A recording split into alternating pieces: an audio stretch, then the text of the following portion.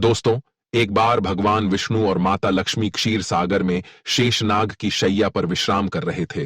तभी विनता पुत्र गरुड़ उस स्थान पर आ जाते हैं और भगवान विष्णु तथा माता लक्ष्मी से पूछने लगते हैं, हे प्रभु, मैं पृथ्वीलोक का भ्रमण करके आया हूं।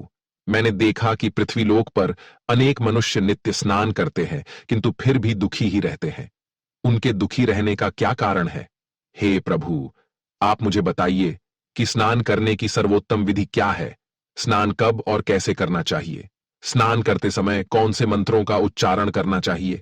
मेरे मन में इन सभी प्रश्नों को जानने की इच्छा निर्माण हो रही है। गरुड़ जी मां लक्ष्मी से भी पूछते हैं, हे माता, मैंने यह भी देखा है कि अनेक महिलाएं नित्य स्नान करके आपकी पूजा आराधना करती है, किंतु फिर भी उनके घर में आपका वास नहीं होता है। इसका क्या कारण है? गरुड़ जी द्वारा इस प्रकार से प्रश्न पूछने पर भगवान विष्णु कहते हैं, हे पक्षीराज, तुमने उचित ही प्रश्न किया है। स्नान करना अत्यंत आवश्यक होता है।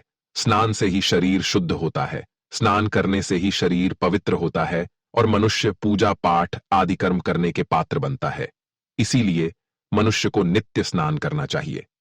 तुम्हारे सभी प्रश्नों के उत्तर देने से पूर्व मैं तुम्हें एक अत्यंत पवित्र कथा सुनाता हूं। उसे तुम ध्यान से सुनो। इस कथा में तुम्हें तुम्हारे सभी प्रश्नों के उत्तर प्राप्त हो जाएंगे। इतना कहकर भगवान विष्णु ने गरुड़ जी को स्नान का महत्व बताते हुए एक कथा सुनाई है, जिसे सभी मनुष्यों को ध्यान से सुनना चाहिए। इस कथा का श्रवण करने मात्र से ही सैकड़ों तीर्थों में स्नान करने का पुण्य मनुष्य को प्राप्त होता है। इसीलिए आप सभी इस कथा को पूरा जरूर सुने। आधा अधूरा ज्ञान अनर्थ का कारण होता है। तो चलिए शुरू करते हैं। भगवान विष्णु कहते हैं, हे पक्षीराज, प्राचीन काल की बात है। मध्य देश में एक अत्यंत सुंदर नगर था, जहां पर एक धनवान सेठ रहता था, जिसकी 3 पुत्रियां थीं। सेठ ने अपनी पुत्रियों को कभी किसी चीज की कमी होने नहीं दी। उसने उन्हें बड़े लाड़ प्यार से पाला था। उसकी पुत्रियां बहुत ही सुंदर और चंचल स्वभाव की थी। एक पिता का जो जो कर्तव्य होता है, वह सभी उस सेठ ने पूर्ण किया। अपनी पुत्रियों को उसने सब कुछ दिया, लेकिन उसने केवल एक गलती की। उसने अपनी पुत्रियों को शास्त्र ज्ञान नहीं दिया। जीवन में सब कुछ पाकर भी उसकी पुत्रियों का जीवन अधूरा था। ज्ञान के बिना कोई भी मनुष्य पूर्ण नहीं होता है। पैसा, संपत्ति, सौंदर्य होकर भी उसकी पुत्रियों के पास वो नहीं था जो प्रत्येक स्त्री के पास होना चाहिए। फिर जब उसकी तीनों पुत्रियां जवान हुई, तो उस सेठ ने उसकी तीनों पुत्रियों का विवाह एक अच्छे कुल में कर दिया। तीनों के पति बड़े बड़े व्यापारी थे और सभी राजमहलों में रहने के लिए चली गई। जैसे ही तीनों रहने के लिए अपने घर चली गई, वहां पर उनका भव्य दिव्य स्वागत किया गया। विवाह के बाद की सभी रस्में की गई। उन तीनों के ससुराल वालों ने उन्हें बहुत मान सम्मान दिया और सभी के साथ प्रेम से व्यवहार किया। वे तीनों अपने ससुराल में बड़े ही मौज से रहने लगी। तीनों सुबह देर से जागती थीं, देर से स्नान करती थीं, बिना स्नान किए ही भोजन किया करती थी और कभी कभी ही पूजा पाठ किया करती थी। उनकी सास ने उन्हें कई बार टोका, लेकिन किसी ने अपनी सास की बात नहीं मानी और अपनी ही मनमानी करने लगी। लेकिन जैसे जैसे समय बीतता गया, उन तीनों पुत्रियों के ससुराल में परेशानियां बढ़ने लगीं। तीनों के पतियों को व्यापार में आर्थिक नुकसान होने लगा और धीरे धीरे उनका सारा व्यापार डूबने लगा। दूसरों से कर्ज लेकर वे अपने व्यापार को चलाने लगे, लेकिन फिर भी उन्हें घाटे का ही सामना करना पड़ा, जिससे घर में क्लेश होने लगा। बार बार लड़ाई झगड़े होने लगे। जब से ये तीनों उन घरों में रहने के लिए चली गई थीं, तभी से उनके घर में संकट आने शुरू हो गए थे। उन तीनों बहनों के ससुराल में पैसे की इतनी तंगी हुई कि उन्हें अपना घरदार सब कुछ बेचना पड़ा और वे सभी झोपड़ी में जाकर रहने लगे। लेकिन वे तीनों बहनें झोपड़ी में रहना पसंद नहीं करती थीं। इसीलिए वे अपने ससुराल को छोड़कर मायके में वापस आ गई और अपने पिता के साथ रहने लगी। अपने घर पर आकर भी उन तीनों की आदत नहीं बदली और घर पर आकर भी वह तीनों बहनें बड़े मौज से रहने लगी। वहां पर भी वे तीनों देर से उठती थीं, देर से स्नान करती थीं, बिना स्नान किए ही भोजन किया करती थीं, जिस कारण से उनके पिता को भी व्यापार में नुकसान होने लगा और उसकी भी आर्थिक स्थिति खराब होने लगी। फिर एक दिन उनके द्वार पर भगवान विष्णु एक साधु का रूप धारण करके आ गए। सेठ ने उस साधु का प्रेम से स्वागत किया और उनके पैर धोकर उन्हें प्रणाम किया। फिर सेठ ने उस महान साधु को अपना दुख बताया और उस पर निवारण करने के लिए उपाय पूछा। सेठ ने अपनी पुत्रियों को भी बुलाया और साधु को उनके बारे में भी सारी हकीकत बता दी।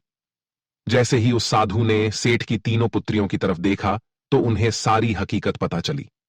उन तीनों बहनों के चारों ओर नकारात्मक शक्ति का घेरा बना हुआ था जो उनके साथ ही चल रहा था। वे जहां पर भी जाती वह नकारात्मक ऊर्जा उनका पीछा नहीं छोड़ रही थी।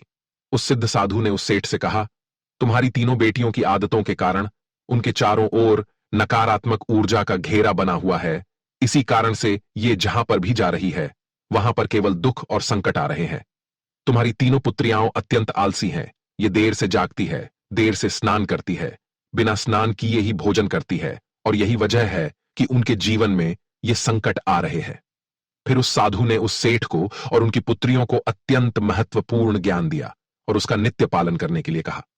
भगवान विष्णु कहते हैं, हे वत्स, स्नान के 4 प्रकार होते हैं: ब्रह्म स्नान, देव स्नान, आर्षि स्नान, मानव स्नान और दानव स्नान। इन्हें समय के अनुसार वर्गीकृत किया गया है। शास्त्रों में ब्रह्म मुहूर्त में किए जाने वाले स्नान को सर्वश्रेष्ठ माना गया है। ब्रह्म मुहूर्त यानी कि रात्रि का अंतिम प्रहर और सूर्योदय से ठीक 1.5 या 2 घंटे पहले का समय होता है, यानी कि साधारणतः सुबह 4 से 5:30 तक का समय। शास्त्रों में यह समय दिन का सर्वश्रेष्ठ समय माना जाता है, क्योंकि इस समय वातावरण में अद्भुत और चमत्कारी ऊर्जा व्याप्त होती है। यह समय देवताओं का समय होता है। इस तरह देवताओं का स्मरण करते हुए ब्रह्म मुहूर्त में किए जाने वाले ब्रह्म स्नान को सर्वश्रेष्ठ स्नान कहा गया है। इस समय स्नान करने से और स्नान के तुरंत बाद सूर्य देवता को अर्घ्य देने से जीवन में सुख, समृद्धि और शांति आती है। दिन भर मनुष्य का तन और मन ताजगी और सकारात्मक ऊर्जा से भरपूर रहता है। ब्रह्म स्नान करने पर मनुष्य रोग तथा बीमारियों से दूर रहता है। उसका शरीर निरोगी और स्वस्थ रहता है। दूसरा है देव स्नान। सुबह 5 से 6 बजे के बीच किया जाने वाला स्नान देव स्नान कहलाता है। सभी पवित्र नदियों का स्मरण करते हुए किए जाने वाले इस स्नान को भी श्रेष्ठ स्नान माना जाता है। इस समय स्नान करने से मनुष्य के शरीर में सकारात्मक ऊर्जा का संचार होता है और सभी प्रकार की नकारात्मकता और बुराई शरीर से बाहर निकल जाती है। इस तरह देव स्नान के समय स्नान करने से तन के साथ साथ मन भी शुद्ध और पवित्र हो जाता है। इस समय पर स्नान करने से धन संपत्ति में वृद्धि होती है। मनुष्य को सभी भौतिक सुख प्राप्त होते हैं। सुबह सुबह जब आकाश में तारे नजर आते हैं उस समय के गए स्नान को ऋषि स्नान कहते हैं। यह भी श्रेष्ठ स्नान होता है। इस समय स्नान करने से मानसिक शांति मिलती है। तीसरा है मानव स्नान। सुबह 6 से 8 बजे के बीच में किया जाने वाला स्नान मानव स्नान कहा गया है। यह स्नान सूर्योदय के समय या सूर्योदय के ठीक बाद में किया जाता है। इस समय स्नान करना भी अच्छा माना गया है। शरीर में दिन भर ताजगी, स्फूर्ति और सकारात्मक ऊर्जा व्याप्त रहती है जो हमें किसी भी कार्य को करने के लिए उत्साहित करती है। किंतु मनुष्य को कभी सूर्योदय के 2 घंटे बाद स्नान नहीं करना चाहिए, अर्थात सुबह 8 बजे के बाद स्नान करना अनुचित होता है। इस समय वातावरण में व्याप्त दैवी शक्ति बहुत कम हो जाती है, इसलिए मनुष्य में उत्साह और ऊर्जा की भी कमी दिखाई देती है, जिससे वह दिन भर आलस का अनुभव करता है। पूरे दिन शरीर में सुस्ती सी रहती है और किसी भी काम में मन नहीं लगता है। सुबह 8 बजे के बाद स्नान करने से व्यक्ति के जीवन में दुर्भाग्य आता है। उसके शरीर में नकारात्मक ऊर्जा का वास होने लगता है। ऐसा मनुष्य जिस स्थान पर भी जाता है उसके साथ दुर्भाग्य चला आता है। तुम्हारी ये तीनों पुत्रियां सुबह देर से स्नान करती थीं, जिस कारण से उनके ससुराल की सारी संपत्ति नष्ट हो गई और अब तुम्हारी भी धन संपत्ति नष्ट हो रही है। सूर्योदय होने के बहुत समय बाद तक भी जो लोग स्नान नहीं करते हैं उनके मन में दिन भर क्रोध, राग, द्वेष, नकारात्मकता, कमजोरी और चिड़चिड़ापन बना रहता है, जिससे इनके काम में मुश्किलें आ सकती हैं। इसलिए प्रतिदिन ब्रह्म स्नान, देव स्नान, ऋषि स्नान या मनुष्य स्नान करने की सलाह दी गई है। प्रतिदिन इन पवित्र कालों में उठकर स्नान करके ईश्वर की पूरी श्रद्धा से आराधना, प्रार्थना और पूजा पाठ करने से तथा सूर्य देवता को अर्घ्य देने से हमारे तन के साथ साथ मन भी शुद्ध और पवित्र हो जाता है और हमारी बहुत सी समस्याओं का समाधान हो जाता है। हमारे अंदर से सभी प्रकार की नकारात्मकता दूर होती है और सुख समृद्धि का मार्ग खुल जाता है। संध्या काल और रात्रि के समय अत्यावश्यक न हो तो बिल्कुल भी स्नान नहीं करना चाहिए। भगवान विष्णु कहते हैं, हे वत्स, अब मैं तुम्हें स्नान करते समय बोले जाने वाले अत्यंत महत्वपूर्ण मंत्र के बारे में बताने जा रहा हूं, इसीलिए तुम इसे ध्यान से सुनो। जो भी इस मंत्र का उच्चारण करते हुए स्नान करता है उसके सभी पाप उसी क्षण नष्ट हो जाते हैं। उसका दुर्भाग्य भी नष्ट हो जाता है और उसे सुख समृद्धि प्राप्त होती है। वह मंत्र इस प्रकार है। गंगे च यमुने चैव गोदावरी सरस्वती नर्मदे सिंधु कावेरी जले अस्मिन सन्निधिम कुरु। इसका अर्थ है, हे गंगा, यमुना, गोदावरी, सरस्वती, नर्मदा, सिंधु और कावेरी मां, मेरे स्नान करने के जल में कृपया आप सभी पधारिए। इस मंत्र के उच्चारण से सभी तीर्थ स्थानों में स्नान करने का पुण्य मिलता है। इस प्रकार से भगवान विष्णु ने उस सेठ को स्नान का महत्व बताया। फिर सेठ की तीनों पुत्रियों को अपनी गलती समझ में आ गई। वे तीनों अपने अपने ससुराल में रहने के लिए चली गई और भगवान विष्णु द्वारा बताए गए स्नान के सभी नियमों का पालन करने लगी। तीनों सुबह ब्रह्म मुहूर्त में जाग कर स्नान करने लगी और नित्य सूर्य को जल देने लगी। सुबह नित्य स्नान करने से उनका शरीर पवित्र हो गया और वह नकारात्मक ऊर्जा भी पूरी तरह से नष्ट हो गई।